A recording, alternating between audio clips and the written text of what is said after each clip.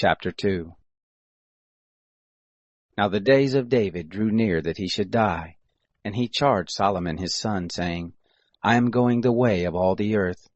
Be strong therefore, and show yourself a man, and keep the charge of the Lord your God, to walk in his ways, to keep his statutes and his commandments and his ordinances and his testimonies, according to that which is written in the law of Moses, that you may prosper in all that you do, and wherever you turn yourself, that the Lord may establish his word, which he spoke concerning me, saying, If your children take heed to their way, to walk before me in truth with all their heart and with all their soul, there shall not fail you a man on the throne of Israel.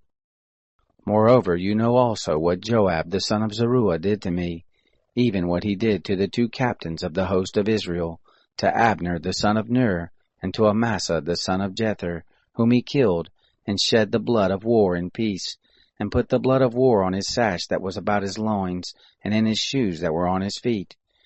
Do therefore according to your wisdom, and don't let his gray head go down to Sheol in peace.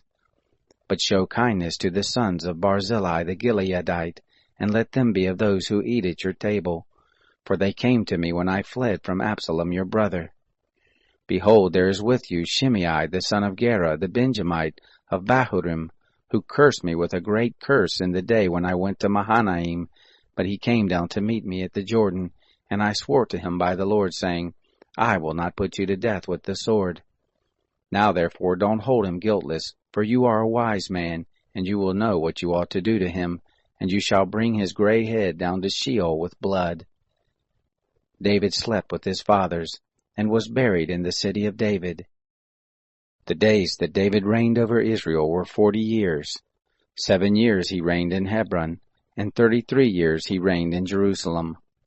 Solomon sat on the throne of David his father, and his kingdom was established greatly.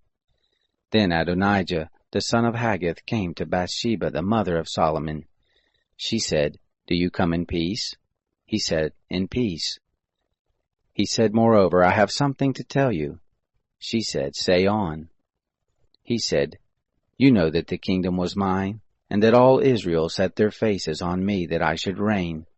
However, the kingdom is turned about, and has become my brother's, for it was his from the Lord. Now I ask one petition of you, don't deny me. She said to him, Ask.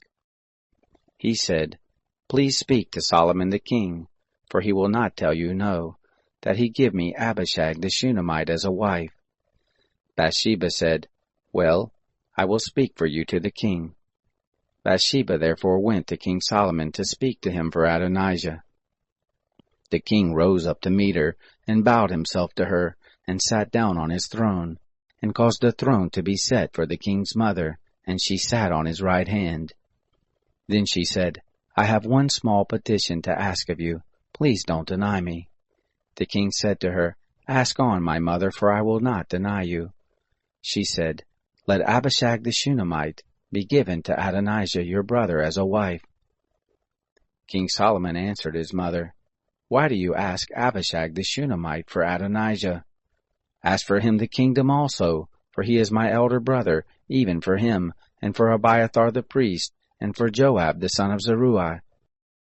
Then King Solomon swore by the Lord, saying, God do so to me and more also, if Adonijah has not spoken this word against his own life.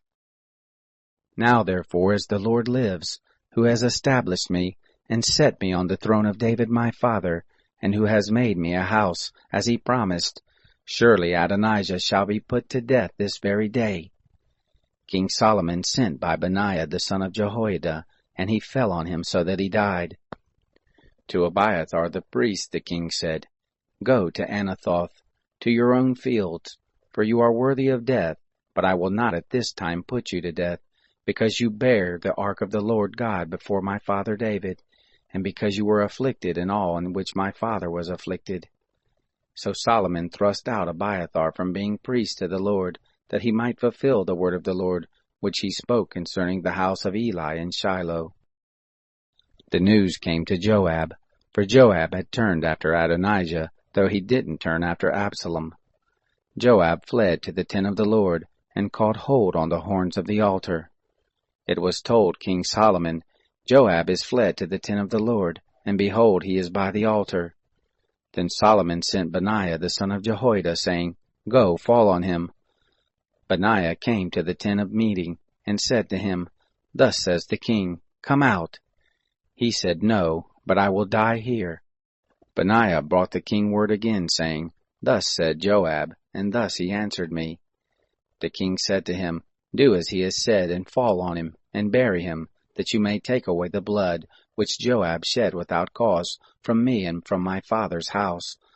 The Lord will return his blood on his own head, because he fell on 2 men more righteous and better than he, and killed them with the sword, and my father David didn't know it. Even Abner, the son of Ner, captain of the host of Israel, and Amasa, the son of Jether, captain of the host of Judah. So shall their blood return on the head of Joab, and on the head of his seed forever. But to David, and to his seed, and to his house, and to his throne, shall there be peace forever from the Lord. Then Benaiah the son of Jehoiada went up, and fell on him, and killed him, and he was buried in his own house in the wilderness. The king put Benaiah the son of Jehoiada in his place over the host, and Zadok the priest did the king put in the place of Abiathar. The king sent and called for Shimei, and said to him, Build here a house in Jerusalem, and dwell there, and don't go forth from there anywhere.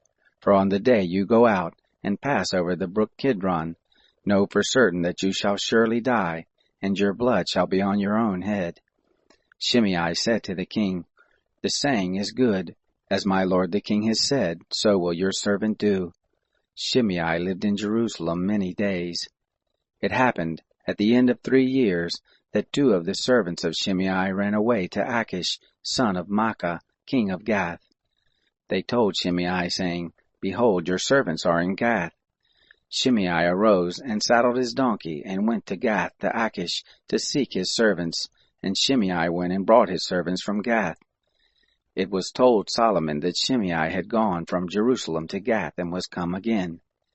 The king sent and called for Shimei, and said to him, Didn't I adjure you by the Lord, and protest to you, saying, Know for certain that on the day you go out and walk abroad anywhere, you shall surely die.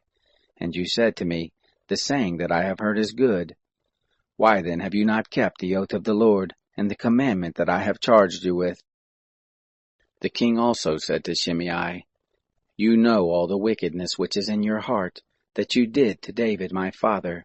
Therefore the Lord shall return your wickedness on your own head. But King Solomon shall be blessed, and the throne of David shall be established before the Lord forever. So the king commanded Benaiah the son of Jehoiada, and he went out, and fell on him so that he died. The kingdom was established in the hand of Solomon.